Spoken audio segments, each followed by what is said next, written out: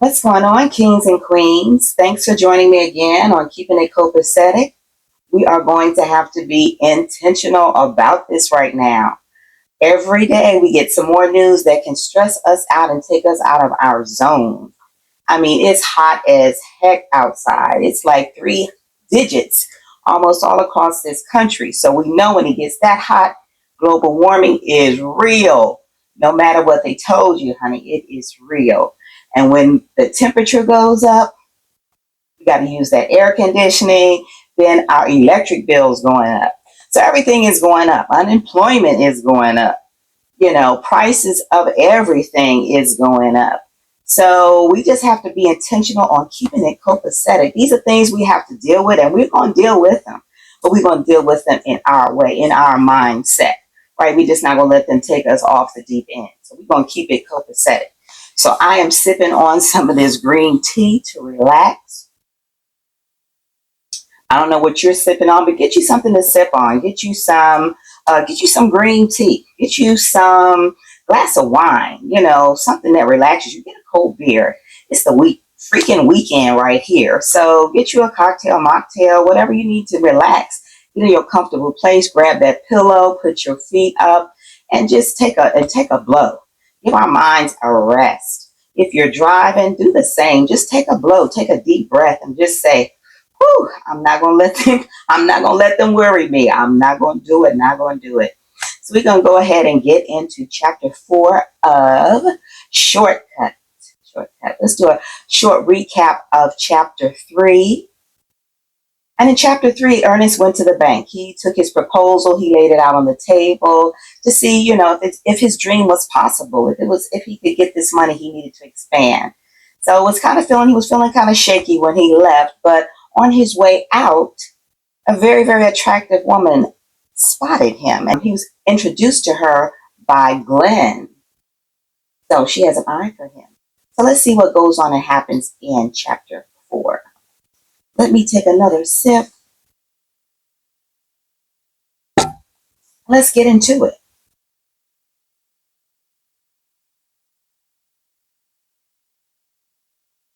Eva Watkins, and raised in Chocolate City, Washington, D.C., the only daughter among 3 older brothers. Both of her parents were teachers. Although they spoiled their only girl, they made sure she hit the books. She had a good head on her shoulders, looking like a young Diane Carroll with brains to match. In her senior year of high school, she was voted prom queen and the most likely to succeed.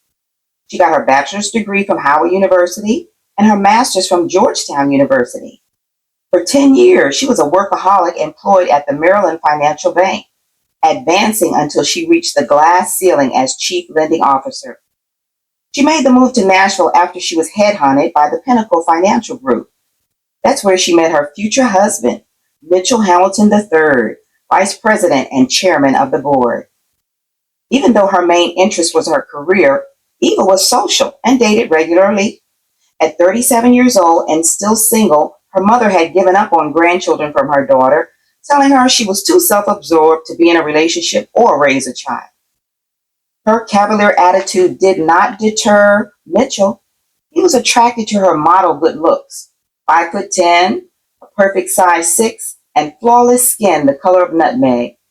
Wasting no time with a long courtship, he wined and dined her every weekend in a different city: Miami, New York, Los Angeles, Las Vegas, and then he proposed in St. Thomas.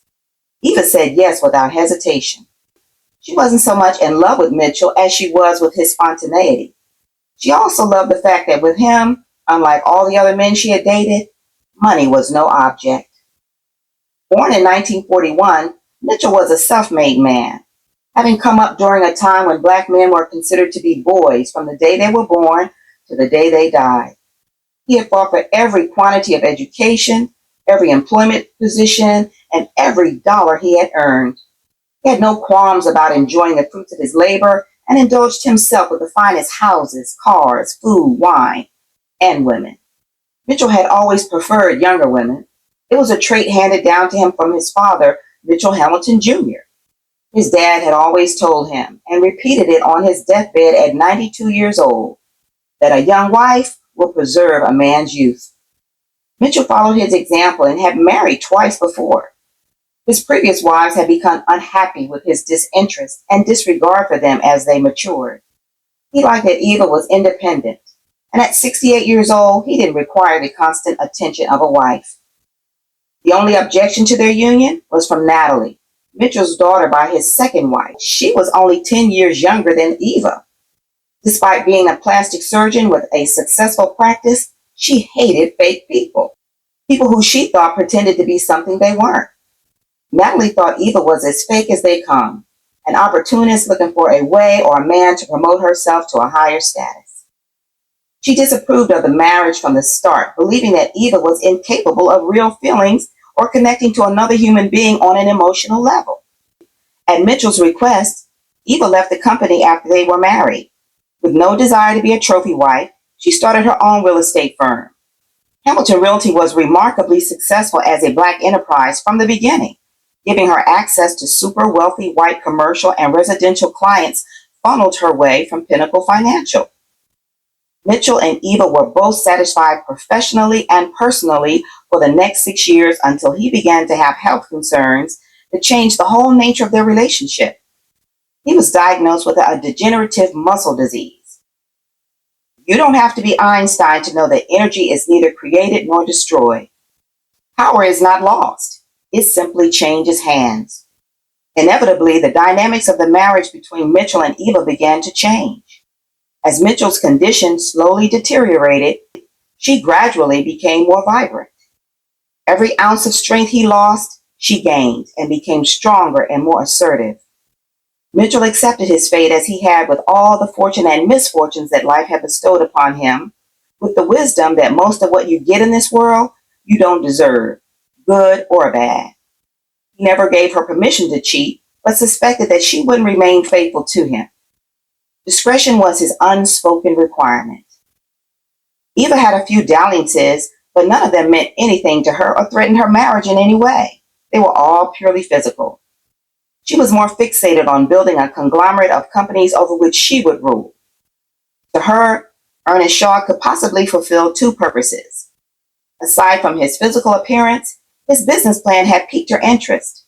She tapped his name and King Cut into her iPad.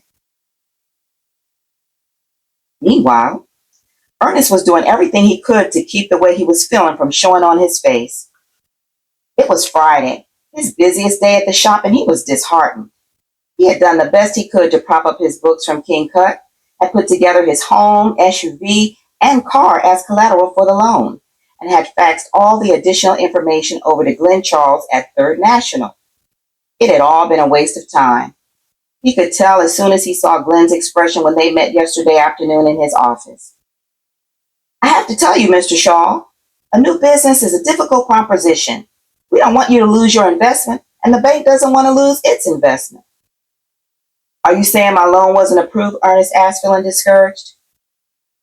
The news is not all bad, Mr. Shaw. We can't get you the approval on the amount you requested, but if you could find a more modest location, we might be able to work something out. I'm not sure what you mean, Glenn. Are we negotiating the amount here, or is this a denial? Please understand, Mr. Shaw, we want to see you be successful in your endeavor. Growing your business too fast can set you up for failure. We feel it would be wiser to gradually scale up. Allow your clientele to grow with you, possibly at a less expensive location. Ernest held his tongue. No reason to argue, get angry, or play the race card. There wasn't anything more to say. In no uncertain terms, they had denied his loan.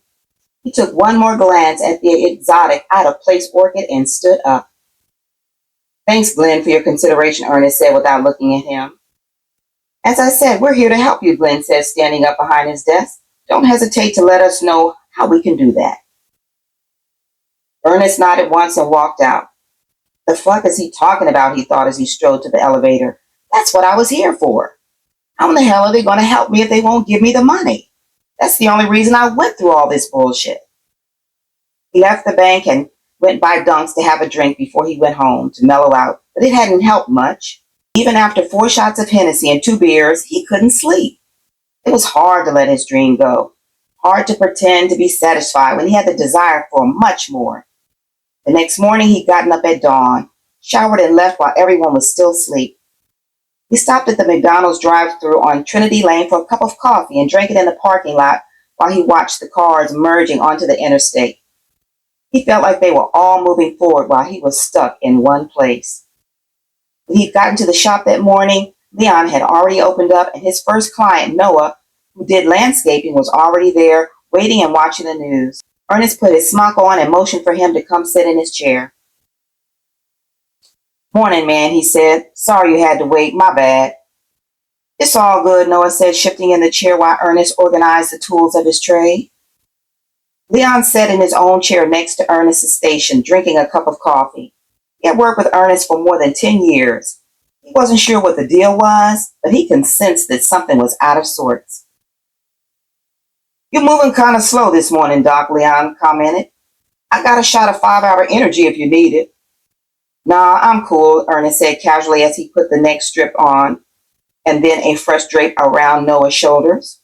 He combed through Noah's hair absent-mindedly for a few minutes before he picked up his clippers and began to cut. Seeing Ernest, who liked to joke with Noah being unusually quiet, Leon pushed a little more to see what was wrong. "I'm not trying to get in your business, E, but it seems like you got a lot going on. Everything okay at the house?" "Definitely. I just got some things on my mind," Ernest said, wishing Leon would let it go. Leon kept pressing. "How's your mama?" The question made Ernest stop brooding and think about his mama for a moment. "Not too good. Her kidneys are acting up. Her doctor says she might need to go on dialysis soon." "That's rough, man," Noah said, joining in the conversation. "All I can tell you is make sure she gets a second opinion. Half these doctors don't know what they're doing. If they make a mistake, you're the one that has to pay for it." "I heard that," Ernest said moodily. Figuring that was what was bothering him, Leon turned his attention to the news on the TV while Ernest finished up the cut. Ernest sharpened up Noah's hairline with his straight razor, brushed away the stray hairs on his neck, and dabbed it with alcohol before he removed the drape. "Thanks, man," Noah said, slapping a $20 bill in his hand. "I hope your mama feels better. Tell her to start drinking cranberry juice." Ernest gave him a brother handshake and said, "Thanks, man." Jeff pulled the door to the shop open just as Noah was walking out. "What's up, fellas?" he asked, dropping his duffel bag full of CDs, DVDs, and who knew what else on the counter beside his station. He grabbed the remote for the TV from the wooden end table between the waiting chairs and pressed the off button. Then he changed the radio station to 101.1 FM and pressed the volume button higher. "It's the freaking weekend, my nigga. It's time to turn up." Leon shook his head in disgust. "I don't know why you start with all that noise in here. It's barely 10 o'clock in the morning." "Old as your ass is, Leon, it's going to take all day to get your blood flowing," Jeff said on his way back out to smoke a cigarette. Ernest laughed, forgetting about his troubles for a minute. A minute later, Andrea pulled into the parking lot with her music blasting. She got out of her car wearing a hot pink maxi dress and a glitter baseball cap, carrying an oversized fake Gucci satchel in one hand and her usual takeout plate in the other.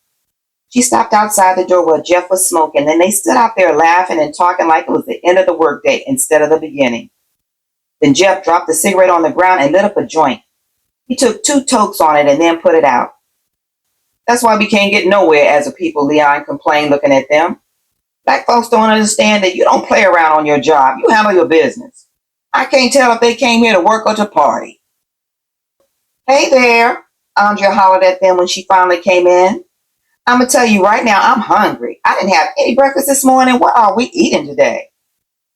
"You call it," Leon said, shaking his head again. "It don't make no difference to me."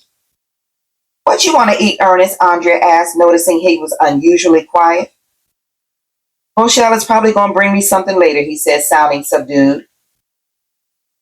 "Y'all know I want me some Princess Hot Chicken," Andrea said, putting down her stuff and clapping her hands. "That's how I roll on Fridays." "Get me an order of gizzards," Leon added. "Call it in and I'll pick it up," Jeff said, coming in the door. Pee-wee and 2 of his crew with pants sagging waddled in behind Jeff. Pee-wee got in Jeff's chair, another got in Ernest's, and the third went over to Andrea's corner to get his hair braided. "You feeling all right?" Pee-wee hollered across the room. "I was worried about you when they said you got shot."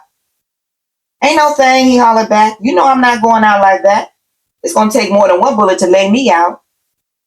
You ain't Superman, Leon said, cutting in. Keep up what you doing and you gonna get another chance to look death in the eye. "You joking, man," Pee Wee snickered. "I'm the one out here taking names. Those niggas that shot me, they lucky they in the pen. If they was out there on the street, they wouldn't make it through the night." "Hell yeah, that's the truth there," the guy in Ernest's chair added. "You bad to the bone," Pee Wee Jeff laughed. "I ain't mad at you." The bell on the door rang again. It was Bishop Rayburn coming in. He was the pastor at Mount Pisgah Baptist Church 2 blocks away. It was more than 85 degrees outside, and he was more than 285 pounds, but he was wearing a suit coat with his white shirt buttoned up to his neck. A hush went through the shop as he ambled his way over to Leon's chair. "Good morning, Bishop," Leon said respectfully as he shook out a fresh drink. "How are you doing today?" "I'm blessed and highly favored," Bishop Rayburn answered with his voice booming like he was in the pulpit. He took a handkerchief from inside the pocket of his jacket and wiped the sweat from his forehead. Then he reared back in the chair, looked around, and asked, "How are my brothers and sisters in Christ doing?" "We're all blessed," Bishop Andrea said with her fingers pulling through the cornrow on the guy's head that came in with Pee Wee. "How's your mama, Ernest?" Bishop asked while Leon stirred up his hair dye. "She's hanging in, sir," Ernest answered. "Praise Jesus," Bishop said, leaning back so Leon could put the dye on his beard. Jeff was finished with Pee Wee in no time. Wearing short dreads, he only wanted a line. Ernest had quickly hooked up his homie with a faded mohawk. They waited out front for their other friend, more ready to get out of there before Bishop's greetings turned into a sermon. An hour later, there was a totally different set of folks in the barbershop. Andrea had one under the dryer, one in the shampoo bowl, and all the seats in the shop were filled. Chattering on cell phones and conversations in the room drowned out the jams on the radio. The steady flow of customers increased, and by noon, they were getting backed up, and some waited on the sidewalk outside shooting the breeze. After 2 o'clock, the shop turned into a hub of activity. School was out, and the rush of moms bringing their boys in for cuts had begun. Ernest and Leon worked steadily with the sound of clippers and shavers blending in with the rest of the noise. Andrea was in her working area, working her fingers to the bone with weaves, perms, and still feeding her face. Jeff was busy burning custom CDs while he cut. Lachey, one of the neighborhood boosters who did most of her work in Walmart, came by with a fresh haul of products to sell. She had everything from laundry detergent, bath soap, powders, deodorants, toothpaste, and air fresheners. She even had some tube socks and crew socks. She sold it all, took some orders, and left promising to be back tomorrow. Next, Terrence wheeled in his trunk full of knockoff handbags and put on a show for the ladies, rhyming as he displayed his collection. It was around 6 o'clock when there was a lull in the floor in and out of the door. That's when a white-on-white Mercedes drove up and parked in front of the shop. Ernest recognized her through the window. He remembered her name, Eva. She stepped out of the car and all eyes in the shop were fixed on her. She was ready for it, wearing a tan pencil skirt, a safari-style jacket, and light brown pumps. Her eyes were shielded from all the stares by a pair of white-framed sunglasses. Leon, the only one of him who didn't have someone in his chair, hurried to the door and opened it for her. "Welcome to King Cut, pretty lady," he said, sounding proper. "How can I help you?" Eva took off her glasses. "I'm here to see Mr. Shaw," she said with a smile, knowing she was the center of attention. "Please have a seat," Leon said, pointing to the waiting area. "He'll be right with you." Eva sat down in a chair where she could watch Ernest work. She folded her sunglasses and put them in her purse as she enjoyed the view. She thought there was something sexy about watching a man at work, particularly if he worked with his hands. Casually dressed and wearing a smock, he seemed more rugged than when she had saw him at the bank. Even still, she recognized his taste for the finer things in his True Religion jeans, Ralph Lauren polo shirt, and Cole Haan boat shoes. She noticed that he was very meticulous in his craft. He didn't rush, making sure every hair was in place. Around the room, Andrea's eyes widened with a questioning look to Ernest. Then they shifted to Jeff, and then to Leon. Jeff and Leon shrugged their shoulders. They didn't know who this woman was or what she wanted, but it was obvious she wasn't from around there. Ernest took longer than necessary as he worked on the teenager's high-top fade. He hadn't told anybody in the shop about his desire to make a move, much less his loan application. He didn't care to discuss any of that in front of them. He wasn't even sure what the lady was doing there. The kid in his chair was getting restless, so he sprayed his hair with oil sheen and took off the drape. The young man gave him a folded up $10 bill and headed out. Without speaking, Ernest motioned for Eva to sit in his chair. The whole room got quiet as she sauntered over to his station. You would have thought he was about to perform major surgery. When she sat down, her perfume engulfed him like a thick fog. "What can I do for you?" he asked in a low voice after she was seated. "Can you arch my eyebrows for me?" she asked, relaxed. "Certainly," he said, putting a fresh drape over her. Her brows were flawless, but he was sure that wasn't her reason for coming. He put some cream around her brows and sterilized his straight razor. Eva closed her eyes and took a deep breath. She could smell his cologne. She guessed it was Calvin Klein's Obsession. She felt his firm hand against her skin, but could barely feel the sharp blade as it brushed against her eyelid. It felt more like a feather. She liked the feeling, but it was over too quick. "You're done," he said after a couple of minutes. He held a mirror up for her to judge his handiwork. "It looks good, thank you," she said, getting a glimpse of his chest in the mirror. He removed the drape and told her $10. She gave him 20. "I'm a little nervous," she whispered. "Would you mind walking me out to my car?" "Sure, no problem," he said. He held the door for her and they walked out. Eva got in her car and rolled down the window before she said anything. "I hadn't heard from you, Mr. Shaw, so I thought I would drop by and see how things are going on your project. I've got some spots that I believe would be ideal for you." "I didn't get the loan," Ernest said brusquely. That was something Eva already knew. She had called Glenn Charles earlier in the week to check on the status of his application.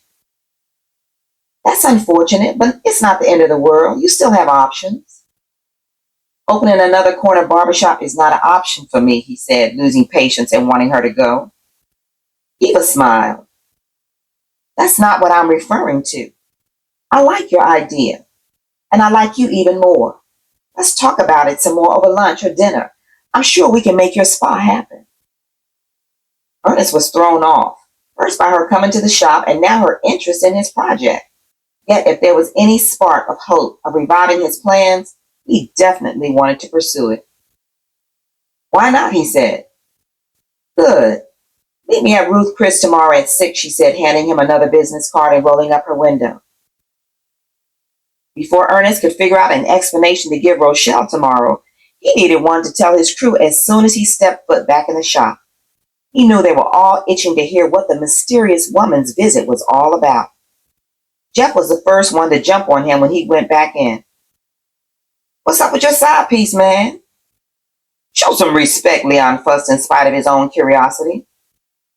Ernest decided to tell half the truth. "It's not like that. She's a real estate agent.